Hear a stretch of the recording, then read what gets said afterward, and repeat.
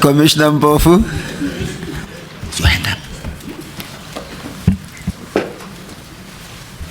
Thank you very much, Chief Justice. I think I start on a lighter note on the question of seniority. It's all in the eye of the beholder. Whenever anybody accuses me of seniority, I tell a very simple story, and I say, when I did pupillage, we had a small study group that where we were studying towards the exam.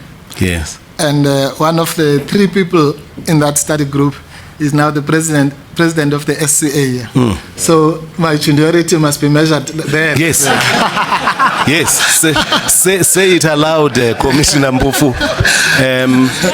Maybe there's something common between the two of us. Yes. There's something common to the extent that the president of the SCA, somebody that I respect, was received by me in Umtata when I was practicing. And lastly, I became silk after practicing as an advocate for 11 years.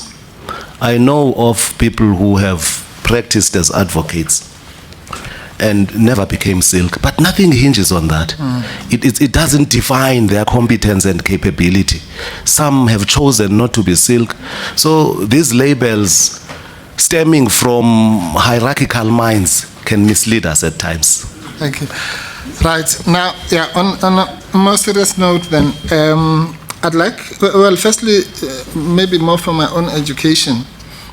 Everyone is talking about 4 courts in the Eastern Cape.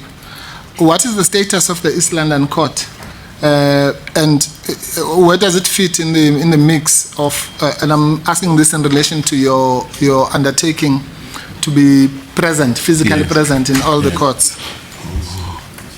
Rationalization will eventually address this problem of having a court in East London, which is a satellite court of Grahamstown. Sure. That's strange. Which means you've got Bishop, but at a practical level, judges serving in Bishop also serve in the East London Second Local Division for now. But we know that eventually there'll be rationalization, and East London will eventually fall under the Bishop High Court. Okay. So as we speak... But as we speak now, the situation... for practical purposes. Yeah. They call it 5 in the sense that... 4.5. Yes, 4.5. Okay.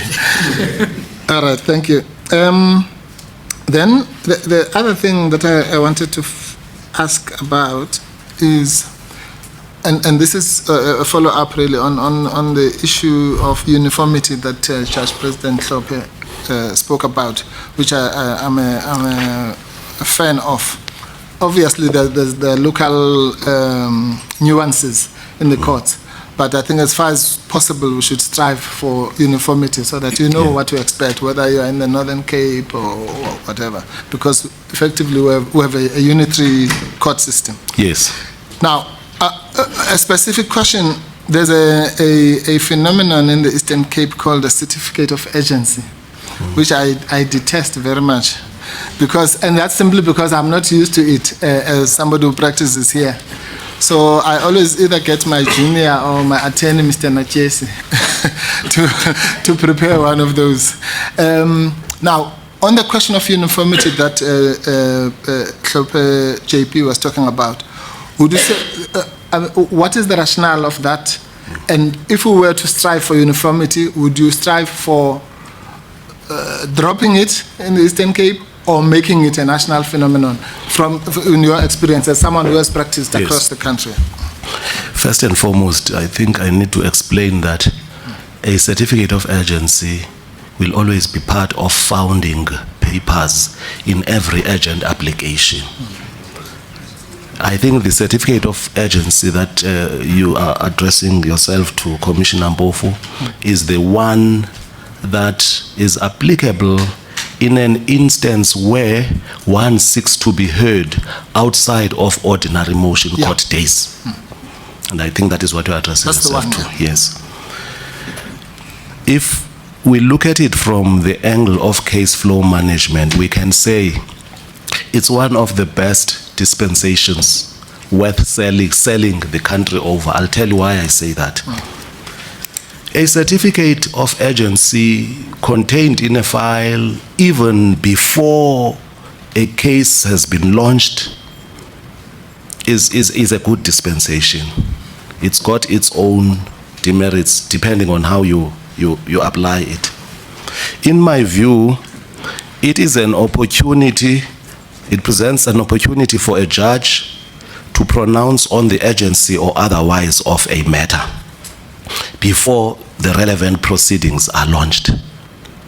But it is no reason for arbitrary decisions. In other words, it doesn't mean that a judge looking at a certificate of urgency can simply say the matter is not urgent, struck from the roll. It's no license to do that. In my view, it could be used, it should be used to interact with the particular practitioner and say, in issuing the necessary directive, the matter is not urgent.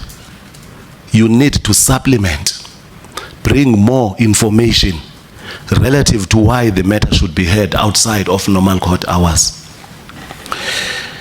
If we look at it from the other side, if we say a judge will simply look at the certificate of urgency and simply say the matter is not urgent, boom, bang, then that's arbitrary.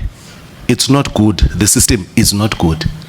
In my view, if we look at it from the angle that case flow management cuts across all litigation, cuts across criminal matters, criminal appeals, civil appeals, and so on, for me it's an opportunity to set out a process in motion, to set in motion a process of ensuring that when the matter eventually gets to be heard, everybody will be before court, because the judge concerned should even give a directive.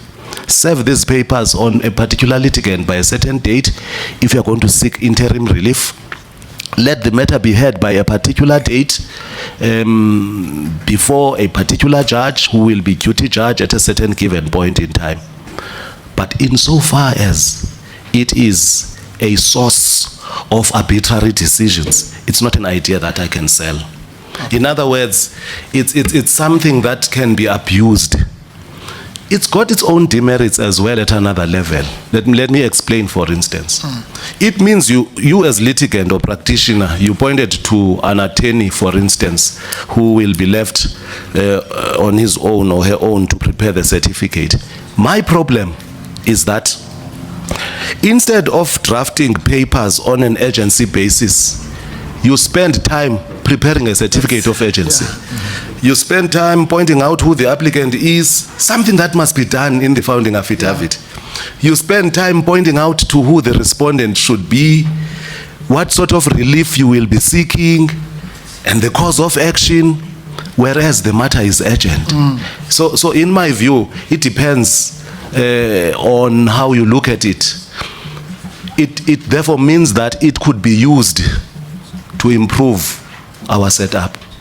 Hinging, of course, on whether it is not a reason for judges to avoid handling matters and simply chasing them away. That's something for another day. Thank you. No, thank you very much. I really appreciate that answer, because, as I say, I find it an irritant, maybe because I'm used to practicing in courts where it's not required. Yes. So maybe it's something we can refer to the CJ to consider whether either on the ticket of uniformity, whether you nationalize it, so to speak, or you actually drop it altogether. Because it does take time to, and you're right, you still have to argue agency anyway. But you have to go through this whole rigmarole. Okay, thank you. Now, absolutely. So would you be amenable to the idea of dropping it?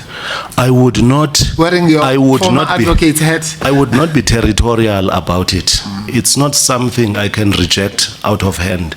It's a system that was well thought out. It's a system that requires interaction between the bench and the practitioners. Perfect.